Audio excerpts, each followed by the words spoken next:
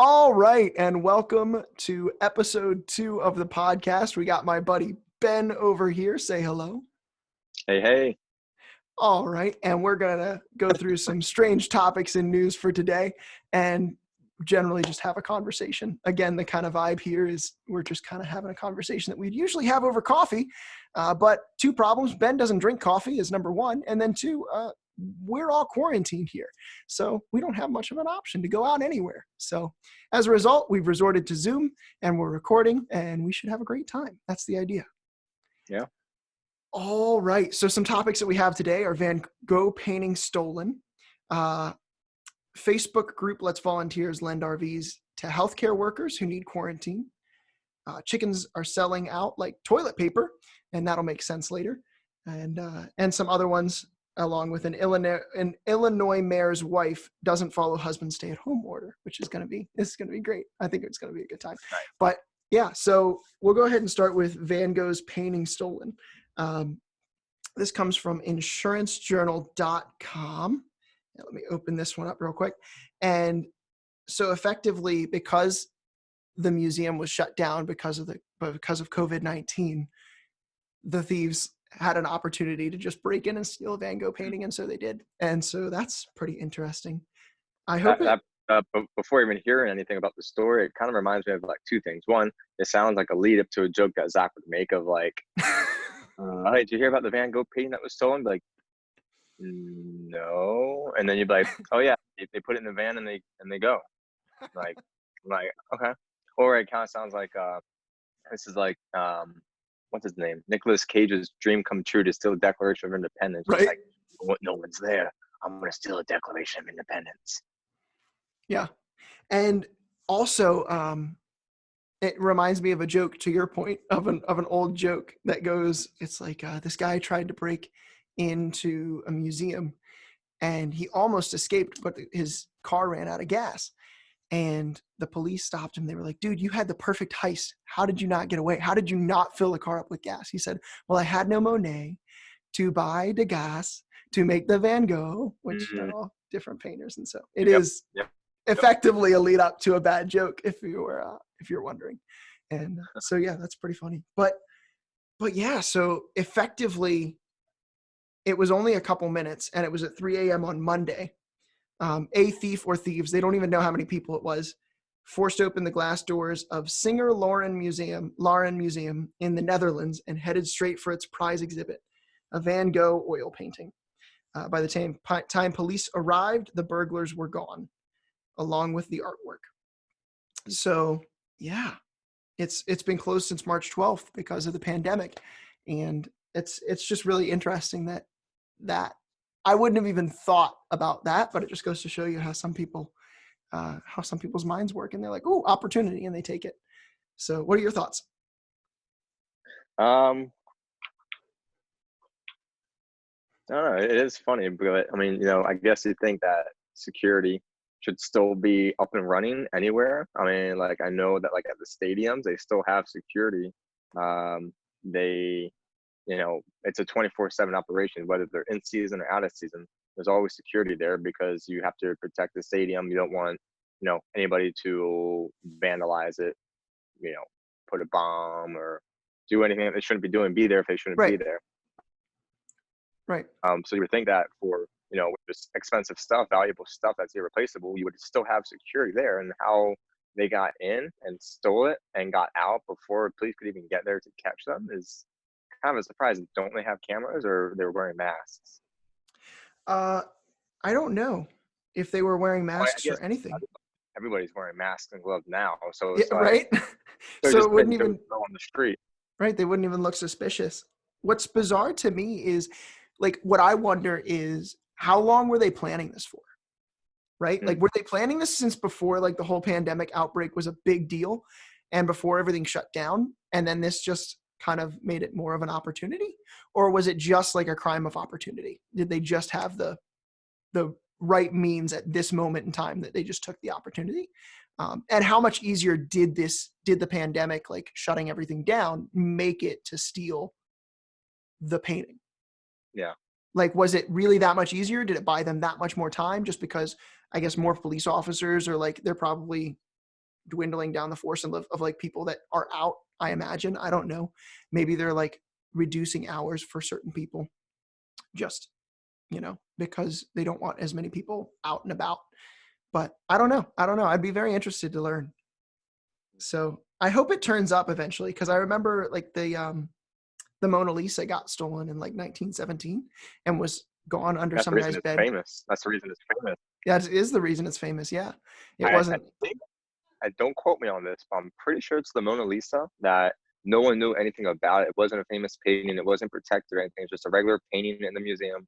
And Mhm. someone stole it, walked right out with it, and took the subway or some type of public transportation with it, and to go wherever they were going with it. So it's like, and then it wasn't until that it was in the news that someone like stole it in broad daylight that it became famous. And now when you go to visit it, and I've been there in Mhm. person to visit it, you can't even, the closest you can get to it is about, I'd say 15, 20 feet. They have it roped off It's that far off. So it's out of hand. you can't even touch it, because there were also people who tried to vandalize it like after it was stolen. Now people are just Mhm. trying to steal it again and vandalize it, throw ink at it to ruin it, which I don't know why you would want to do that, but Right? they want to do it, maybe be famous or infamous or something. But now I it has like guess it has bulletproof glass casing in around front it, of it. multiple security guards around it, roped off 20, 30 feet away, so you can't even get that close. So if when you take a selfie with it, it looks like it's this small because you're in the foreground and it's 30 feet back. So it looks like that small in comparison. Yeah. But that's the only reason why it's famous. So I'm sure, if when they ever recover this Van Gogh painting, it'll probably become famous too, because it's part of history now. It's been stolen. If they recover it, that'll be something. Yeah, this one I didn't. I, I imagine it was already more famous because it said it's like kind of their headline one. So I imagine it was already a more popular painting for them. Um, but I can't imagine it's not going to be a Yeah. much bigger deal in the future if it's ever recovered. I mean, there are plenty of paintings that don't get recovered. I mean, it took the Mona Lisa 2 years and it was discovered like under some guy's Mm. bed. I don't know. I didn't know about the metro thing or any of that, but I did know that they didn't notice for at least a day. They didn't Yeah. even notice it was gone. So yeah, it's pretty bizarre what we find modern art to be like, whether or not it's art, and what we determine to be art. It's pretty interesting. Did that So article say anything about like an alarm going off or anything, or no? it doesn't. It said it was at 3 a.m. and they were gone within minutes. So I imagine their response time was still pretty quick, but because they were shut down, maybe they only had the alarm system and they didn't have any patrolled guards or something like that. And that might have enabled them to get in easier. I don't know. I I'm sure they're probably not sharing too much detail about how how they got in and what they exploited, because they don't necessarily want to Yeah. broadcast their security system to everybody. But it's definitely interesting, and it makes you wonder, like, is security, how much Mm. of a break is security taking during the pandemic and while everybody's Right. inside? How much less secure is the world, and how much can we expect that to be exploited by other people? Mm. So just interesting to me.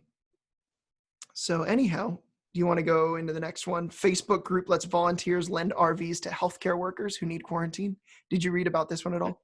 Yeah. Tell me about that. No, I haven't. Yes. So I learned about this a few days ago, and then I read about it online today. So there's a Facebook group that was made to help people that have RVs already meet people that need RVs for like quarantine purposes, like doctors and nurses and staff and things like that, that they don't want to infect other people. And so as a result, a lot of people are being helped out because these people can quarantine the doctors and nurses and hospital staff, that aren't using their RVs right now, because where is there to go, in all honesty, right now? Right. And they get to help out. And props to these people for like, donating their RVs for an indeterminate amount of time, just to be Yeah. used by these doctors and that are on the front lines helping out with this COVID-19. And some of which can't get adequate protection because they're out of N95 masks, or they're out of these things. So they're working without protection. And so that's part of the reason they need to be quarantined so badly. So pretty crazy. Yeah, that's that's the first person to even think of doing that, and then to go on and set it up and get more people to do it. That's pretty noble. To you're giving away your possession, your property. Those things aren't cheap. Those RVs, and then you're giving it away to a total stranger for a undetermined period of time. And then like that like by the time you're done, you gotta go through and like sanitize things because they're the ones on the front line, working with all these patients. So it's like you want to make sure when you get it back, it's not going to affect your family. So it's like they're going to have to go back through. It's a cost to them, which is pretty cool. Yeah. But wow. Yeah, it's kind of neat to see people come together while also staying apart. it's Yeah. it's definitely an interesting thing. And so Phillips, it's this guy. His name is Jason Phillips. He's a doctor, and he runs the RVs for MDs Facebook group with over 100 volunteers, including Holly Haggard, the first person to offer up her RV to the Phillips family. And the group has over 22,000 online members and has made at least 345 matches so far, with hundreds more pending. So this is just really cool to me and the idea, I think, is even that like maybe after these doctors are out of quarantine, or maybe after these people aren't using it, then another person can use it as well. So they might be able to just rotate it over. Just really, really neat to me. And it's neat to watch people kind of come together, like, because nobody knows what to do right about now. And so it's nice to see people step up and just try something, try something new and see how it goes. So yeah, this one was from CBS News. That's a big turnout. Over 300 already. Like I know, with hundreds more pending already, and there's 22,000 members. So if anybody happens to watch this that has an RV and you want to help people out, then go for it. That's great. RVs for MDs. That's pretty cool. Awesome. So this next topic that we have is chickens are selling out like toilet paper. Yeah, that was a little bit tongue in cheek. And so the only reason this topic made it in is because my family is trying to buy chickens right now. And I am not a fan of this idea. And so these baby chicks, there's chicken hatcheries, like they sell chicks and like you can, get eggs and stuff like that. And my mom has always been kind of a health nut. And so she likes the free range eggs and stuff like that. And so, we're getting the chickens for that purpose. And I'm not the biggest fan of that idea because I think the property doesn't look its best with a chicken coop on it. But that's my opinion. And that having been said, what they found when they went to actually order the chickens, they got literally everything set up. They had the chicken coop set up, they had it fenced in and everything like that. They're prepared to like add more fencing if like foxes come in and start to dig under the fence and stuff like that. They're already prepared for all of these things. And they went to order the baby chicks from the hatchery. And he's like, dude, like we have like none. I can put you on a waiting list, but that's about it.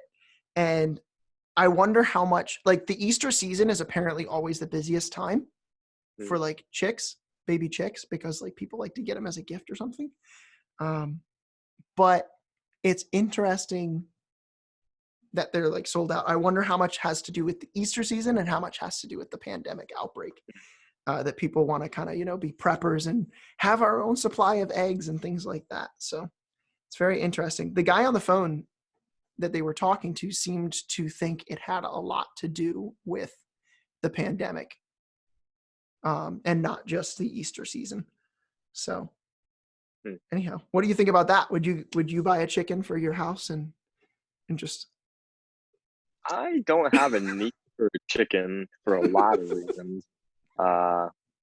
One, I'd rather just go to the store and buy my eggs as opposed to having to wait and get it myself and then do whatever you got to do to make sure it doesn't become a born chicken. So I don't want to have to go through that whole process, and Sure. I'd rather just spend $5 and get like 5 dozen eggs.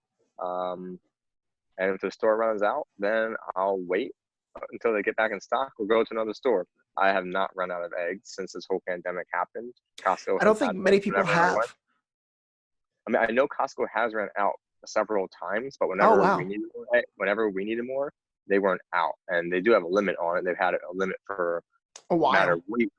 Yeah. Yeah, but like anything, there's loopholes. People would say limit one per customer, so you buy like 5 dozen white eggs, 5 dozen brown eggs, and it's a different item number. So it's Oh, people wow. are getting their eggs, but you know I also don't have space for a chicken. I don't have a huge backyard where I want a chicken coop. I don't. My neighbors would appreciate that either, and I don't want to be waking up. Well, rooster, chicken. I don't know what kind of noise they make in the morning, but there's already enough birds around to wake me up in the morning. Um, Sure. and yeah, too much maintenance, and it'd be like having a pet. Like you gotta spend all this money on feeding them and time to take care of them. Like ain't nobody got time for that. Well, apparently people do, but I don't Apparently, want to. apparently other people do. But yeah, my family has put in a great amount of research to it. My little sister especially. But the amount, even though they put in like that much thought, they didn't expect it to be sold out or anything like that. And so, some of the more prepared people aren't able to get chickens, even though because people that Are there probably aren't very prepared. Huh? are there other suppliers of chickens? Like your parents went to this one, but are like all the chicken suppliers out? Pretty much all of them. So article is from the New York Times, and it talks about Tractor Supply Company specifically being out. That wasn't the one that they went to. They went to the largest hatchery in the U.S. or something like that. I think is the one they went to. I don't know, and nor do I really care if I'm 100% honest, because I'm kind of against this whole chicken idea again. But even Tom Holland bought bought baby chicks, and he put it on Instagram, I think. And so that's part of what people are saying, is that a bunch of people that you wouldn't expect to buy chicks are just kind of buying chicks during this time. So But anyhow, I yeah, just thought that was I get the idea, but then like, why stop there? Why not get your own cow? So you can always have milk, and there. You go. because you don't put scrambled eggs without milk. Like, you gotta need a little milk in there. Obviously, But got to I get mean, that cheese. That's great. So anyhow, I just think that stuff like that is pretty amusing for sure. And the things that people panic by are kind of interesting. oh yeah, I can somewhat, like, I mean, toilet paper, for example. COVID-19 doesn't give you diarrhea, and yet people panic bought the toilet paper. yeah, I can understand it to an extent because you're worried you can't go to the store to get toilet paper, but even still, like, maybe calm down a little bit and yeah. I think ration the it's toilet just a paper. matter of people want to be in control, and you don't want to Absolutely. run out of toilet paper. I guess like you don't want to be at the point where I get it for like a snowstorm. If there's like a huge blizzard about to come, people always buy milk and bread and toilet paper. But Milk, it's bread, and like toilet paper. I don't know. My wife, one of her cousins from Brazil was talking to her yesterday, and when she's like, "Hey, what's the deal with Americans and buying toilet paper?" And then she's like, "Let me ask my husband," and then because he's a real American, so let me ask him. I was like, I don't know what the deal is. I guess people, that's something you just don't want to run out of, toilet paper, because otherwise, what are you gonna wipe with? But Yeah. Well, many other countries use like water and have like yeah, bidets and things like that. okay, So, if you're in Japan, you're not having any problems or right. anything like that. So it's just interesting to see. Probably, yeah, the rest of the world probably looks at us like we're nuts because they don't use toilet paper that much in general. I remember I had my friend from Pakistan that, again, they use bidets over there and stuff like that. So when she came over, she was like, what is it? What is your deal with toilet paper, you guys? It doesn't even get you as clean as water anyway. And so, it's interesting to see other people's perspective, because I know if I were to go to a foreign country and like we're forced to use a bidet, I don't think I would feel as clean as with toilet paper, even though it probably is cleaner. It Yeah, doesn't feel I've never proper. used a bidet, and I don't know. It'd be interesting to try. Sure, A new the experience. American bidet. I'm sure the like amount of bidet business in American has probably increased since the pandemic because people are like, hey, what if toilet paper never comes back in stock? And I don't know. Yep. That's just my assumption.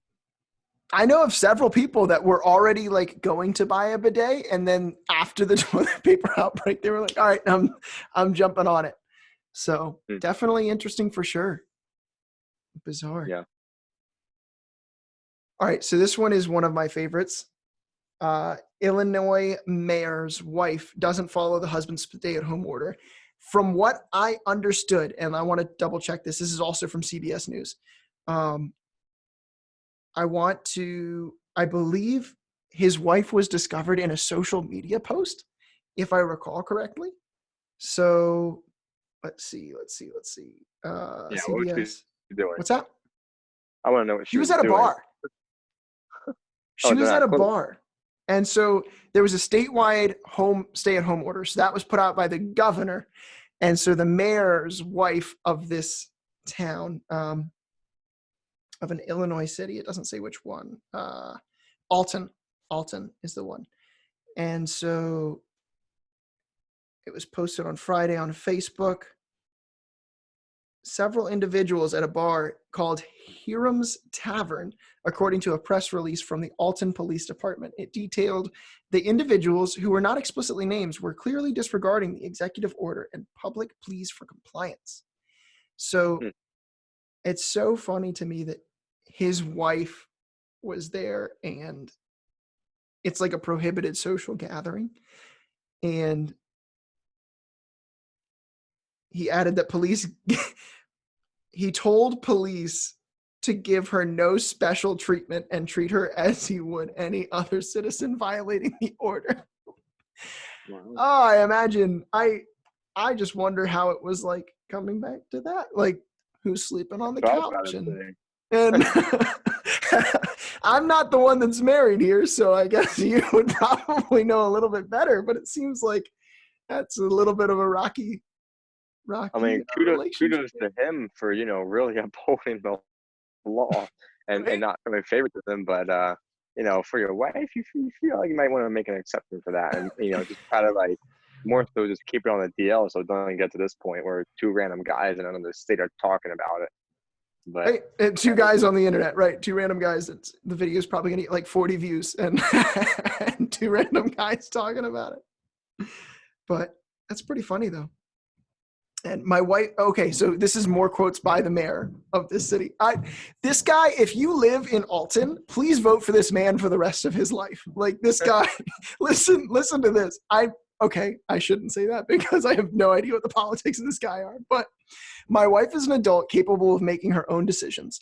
And in this instance, she exhibited a stunning lack of judgment. He said she now faces the same consequences for her ill-advised decision as the other individuals who chose to violate the stay-at-home order during this incident. Wow. that's intense. that is awesome. Oh my goodness. I expected this to be a fun topic, but I did not expect it to be this good. This guy, he's really just going for it. Oh my goodness. Talk about like the letter of the law though. This guy, if there's any guy that it seems like you can trust to enforce justice and enforce the law to the most extent, like This my guy is goodness. reminding me of the president on the TV show 24. Do you see that series? Yeah. Like the first few series, I forget his name. Oh wait, is it Denzel Washington? No, Is it it's not someone else? Denzel Washington. Oh no. Oh, now you're in trouble. Nope. So you can edit No, that it's one out. he's also from the other TV show. I always forget his name, but he has one of the most wonderful voices of all time. Like a His tall, voice is taller incredible. black guy, really deep voice. But he is like, even when his wife did something wrong, he is not afraid to like throw her like under the bus and be like, no, like I'm not settling this just because I'm the president of the United States and you're my wife. Like you're gonna have to suffer the consequences. Like that's what it reminds me of. Yeah, it So really kudos does, to him. because And I remember in one episode, like she's almost trying to get him to falter just to relax, and he is so gung-ho on justice and like doing the right thing, and it's pretty cool. That's a great show. But So now we know if this guy dies anytime soon, it's gonna be his wife, because for sure. that was the plot of 24. Spoiler alert. Spoiler alert. Where Um, the wife was part of like the whole conspiracy or something like that. there you go. So Anyway, yeah, anyhow, so quite bizarre, but yeah, apparently Illinois. I guess Illinois is not as extreme as some other states because we live in Maryland and pretty much nobody seems to be going out anywhere. It seems to be like a lot less. I've only been for a couple drives personally. I haven't been like out of the house. We have plenty of food here, so pretty much haven't been anywhere. And as a result of that, I think that a lot of other people seem to be following the same kind of guidelines. And there's no public events anywhere. There's nowhere to go. All the bars are shut down. All the restaurants are shut down. The indoors. Sometimes you can get carry out from some places, but everywhere's shut down. It's crazy. So yeah. yeah, it's wild. What a time to be alive. What a time to be alive. Well, I mean, speaking of conspiracies with the wife about to kill the husband, that's a good segue to King if you wanted to go To to that. Tiger King. Okay. Yes. So you have seen Tiger King. I have not. And it seems like everybody kind of won't shut up about it and everybody's super into this thing. I personally don't really get the appeal. I know it's a documentary and I don't even know how many episodes there are or if it's just one. I don't even know. But No, I know there's like one season.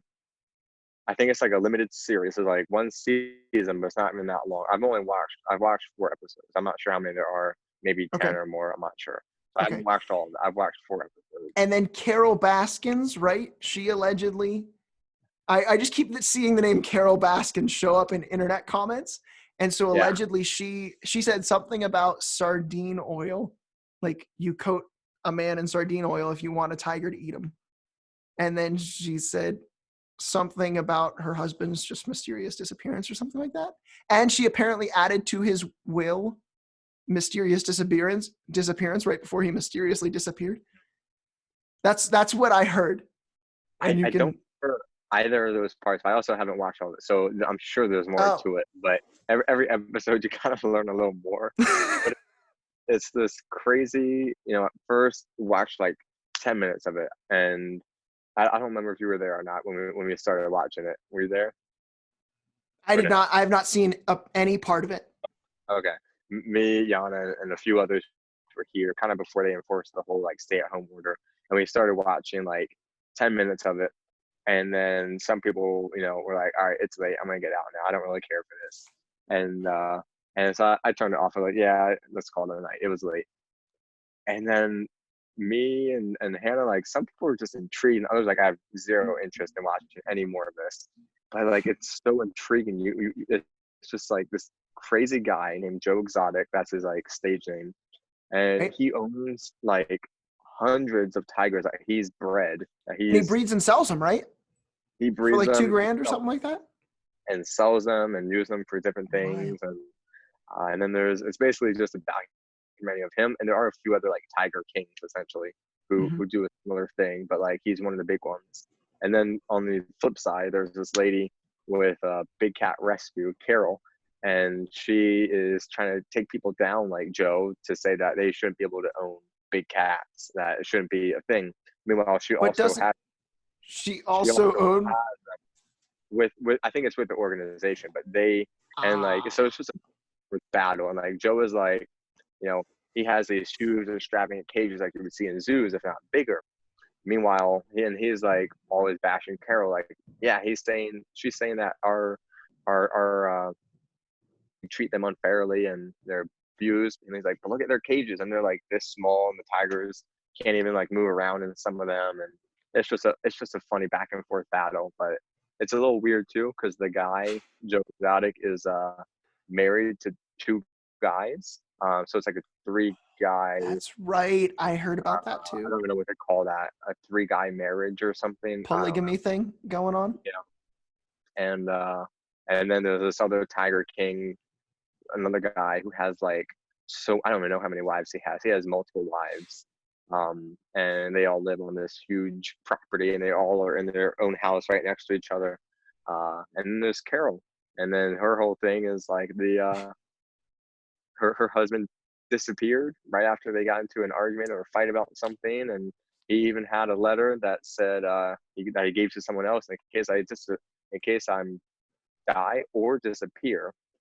Uh, blah blah blah. Carol did it or something. We got in this big fight. So it's like I could go more into it, but you'd have to watch it. It's so interesting. Well. That is wild. I heard that the police reopened the case because of the series, like I reopened believe the it. disappearance case. I You mean, don't even have to watch the show to know of Carol probably killing her husband on Facebook. Be like, who is Carol and why exactly everybody? right. I haven't seen an episode of the show, and even I know that people are convinced that Carol Baskins killed her husband, and I don't even know who Carol Baskins is. I've just seen her picture in memes and stuff. So that kind of thing has never been appealing to me, so I haven't bothered to watch it. But my Me goodness, people neither. seem to Me love it. neither. It's never appealing to me either. But I'm Yeah, so in. that is awesome. That is hilarious to me. And I don't know. I guess being so, I guess some could say bold, others might say stupid to like say those things with a film crew there. Mhm. Some of the things that she said that could incriminate her, like covering a person in sardine oil in order to get a tiger to eat them, seems like a bad idea. Neither one of them holds anything back. Joe Exotic. Apparently not. Apparently not. Seems like a bad idea for both of them, but just kind of funny to me. So, this next one's from National Geographic. What do you think about this one? Alexander the Great's tomb potentially found. So, new clues to lost tomb of Alexander the Great discovered in Egypt. And apparently, let's see, for 14 years, a Greek archaeologist, it's got this great. Sign up to continue reading. This is ridiculous. All right, I'll just go back and I'll find another article for it. I mean, that's what you do. I'm not signing up for your thing. All right, this one's from Reuters.com. What's that? Where was this supposedly found? In What area? Egypt. In Egypt, which, oh man, I'm gonna get drilled. I could get drilled for not knowing the answer, but I'm pretty sure that's part of Mesopotamia, right? You are asking the wrong guy. All History, right, cool. Nope. And geography, nope. Yeah, I can't remember myself, so someone might. Asking about how many beers and hot dogs are sold at a football stadium or baseball stadium. I'll tell you that. I do know Okay. that more hot dogs are sold by Costco every year than of all the baseball stadiums combined. I believe that. I did know that. And they haven't raised the price since they came out with them for a hot dog and a drink. I learned that one on the internet. So that one's fun. So yeah, workmen inadvertently unearthed approximately 2,000 years old black granite sealed sarcophagus this month during the construction of an apartment building in the historic Mediterranean port city of Alexandria. Oh, that's funny. It's Alexandria. His name is Alexander the Great. I wonder if that has anything to do with it. No, probably not. But that'd be funny if it did. It's a 30-ton coffin. 30 tons, which depending on what ton they are going by, it could be more or less than 60,000 pounds. That's crazy. That is crazy. I mean, stuff like that blows my mind. Like, how could I don't even get it. Like, how people back then did it. The aliens helped them, as National Treasure tells us. Mm-hmm. The pyramid, the Sphinx, all that stuff. Like, it blows my mind. It is crazy. We found bones of 3 people, which looks like a family burial. Unfortunately, the mummies inside were not in the best condition, and only the bones remain. said some of the remains had disintegrated because sewage water from a nearby building had leaked into the sarcophagus through a small crack in one of the sides. Wow. Kind of Location dangerous. remains of the remains of Alexander the Great, who died in 323 BC in Babylon, remains a mystery. So they're not sure if it's him or not, but apparently it could be. It's wild. Well, that seemed like a very vague. Seems like a news bait or clickbait. Almost like a clickbait title for sure. It seems like, oh yeah, they found. I mean, it's cool that they found a 30-ton sarcophagus while building an apartment complex. That's kind of cool. But to Right. call it I Alexander guess the Great's tomb seems a little. right. It's like you could just say it's anybody at that point. Like 3 people, you could be like, oh, it was Adam and Eve and Cain. Fair enough. Might as well just be like, was the Garden of Eden found? Click here to find out. It's like, no. Yeah, it's pretty funny. So hopefully this article is a little bit better. This is railway workers accidentally discover a shrine. So apparently they discovered a 14th century cave and drawings while doing construction on a railroad in Great Britain earlier this week. So you would think, like, I don't know about you, I think of England as like a smaller area and like more densely populated just because it is a bigger area. I know there are country roads and things like that, but it's just more densely populated than most of the US. It's interesting to me that stuff is still getting discovered, especially from like so long ago.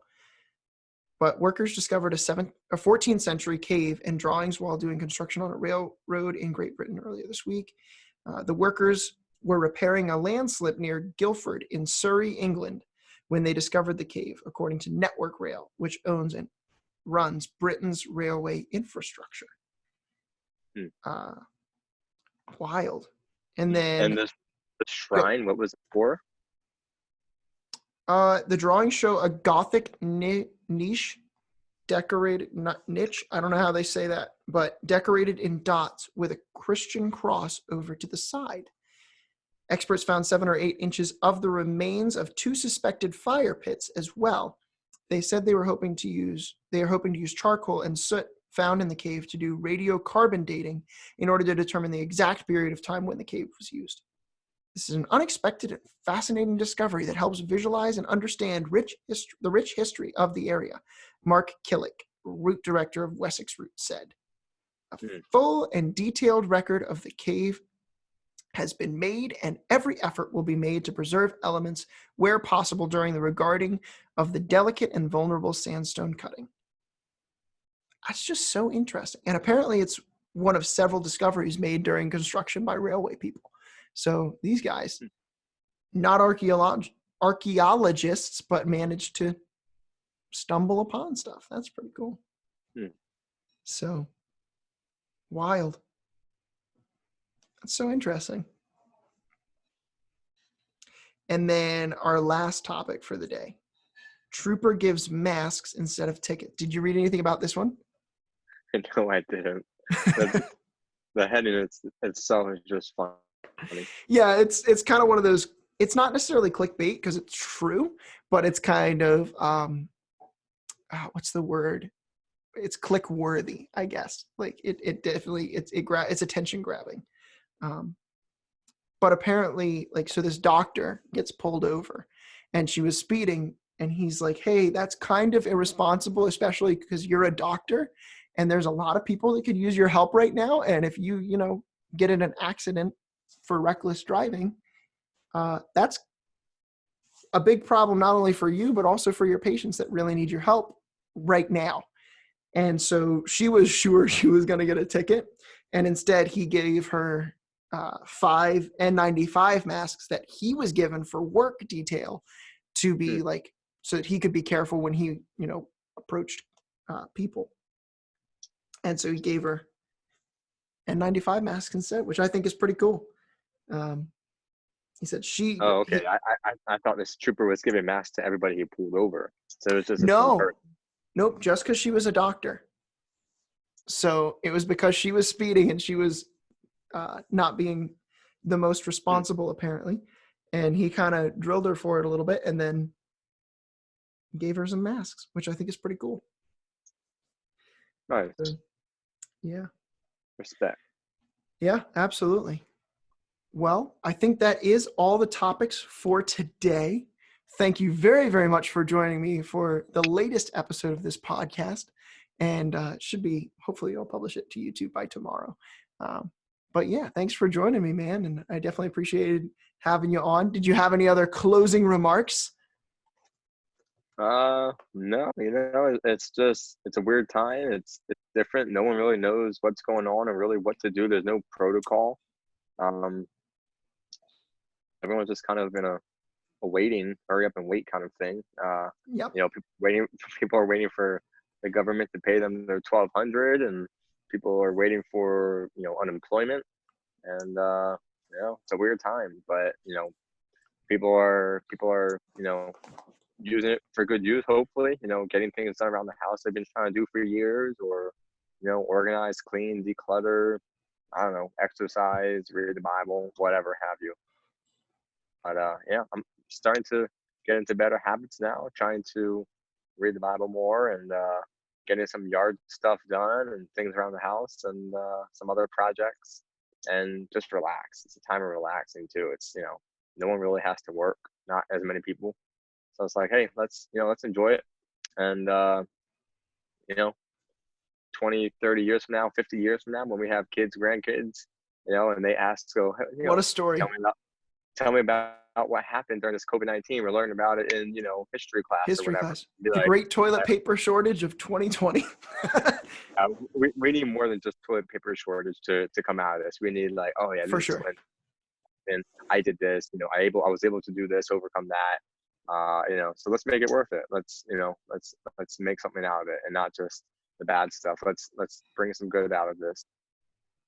Absolutely. Yeah. So that's kind of my view is I'm trying to do a lot of the things that I wanted to do anyway, and a lot of the things that I couldn't get around to. And the idea is to come out of this pandemic a better person than I went in.